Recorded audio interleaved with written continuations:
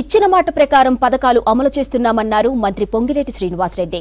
భద్రాద్రి కొత్తగూడెం జిల్లా సుజాతానగర్ నుంచి బృందావనం వరకు 2 కోట్ల ఆర్ఎన్బి నిధులతో 3 కిలోమీటర్ల సెంట్రల్ లైటింగ్ ను వేపాలగడ్డ రైల్వే బ్రిడ్జి దగ్గర ప్రారంభించారు. ఇక రాష్ట్ర ఆర్థిక పరిస్థితి బాగాలేకపోయినా ఇచ్చిన ప్రతి మాట నిలబెట్టుకోవడం కోసం సీఎం రేవంత్ రెడ్డి నాయకత్వంలో ఇందిరమ్మ ప్రభుత్వం చిత్తశుద్ధితో పనిచేస్తుందన్నారు. ఇక స్థానిక ఎమ్మెల్యే కూనంనేని సాంబశివరావు, ఎంపీ రఘురామరెడ్డి సారథ్యంలో కొత్తగూడెం నియోజకవర్గం అభివృద్ధికి కృషి చేస్తామన్నారు పొంగులేటి.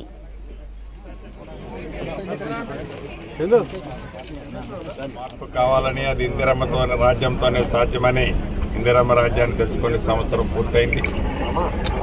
అనుకున్న ఆశయాలు చాలా వరకు ఇందిరమ్మ ప్రభుత్వంలో చేయగలిగాం. ఇంకా చేయాల్సినవి కూడా చాలా ఉన్నాయి.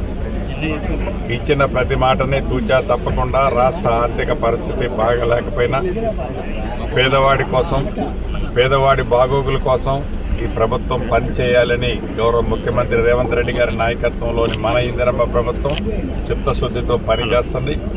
ఇప్పుడు కొత్తగూడెం నియోజకవర్గంలో ఉన్నాం. స్థానిక శాసనసభ్యులు పెద్దలు సాంబశివరావు గారు, అదే రకంగా స్థానిక పార్లమెంటు సభ్యుడు రఘురామరెడ్డి గారు అందరం ఇప్పుడే సెంట్రల్ లైటింగ్ కూడా ఒకటి ఓపెన్ చేసుకున్నాం.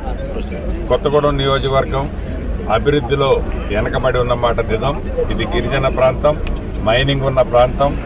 అన్నీ ఉన్నా కూడా అల్లుడి నోట్లో శని అన్నట్లు ఇంకా అభివృద్ధికి రావడంత దూరంలోనే ఈ కొత్తగూడెం నియోజకవర్గం ఉంది. ఈ ఇందిరమ్మ ప్రభుత్వంలో స్థానిక శాసనసభ్యులు సాంబశివరావు గారు, స్థానిక పార్లమెంటు సభ్యులు రఘురామరెడ్డి గారి సారథ్యంలో తప్పకుండా ఈ కొత్తగూడెం నియోజకవర్గాన్ని అన్ని రకాలుగా చిత్తశుద్ధితో అభివృద్ధి చేయడానికి భవిష్యత్తులో ఈ ప్రభుత్వం ఉందని మనసు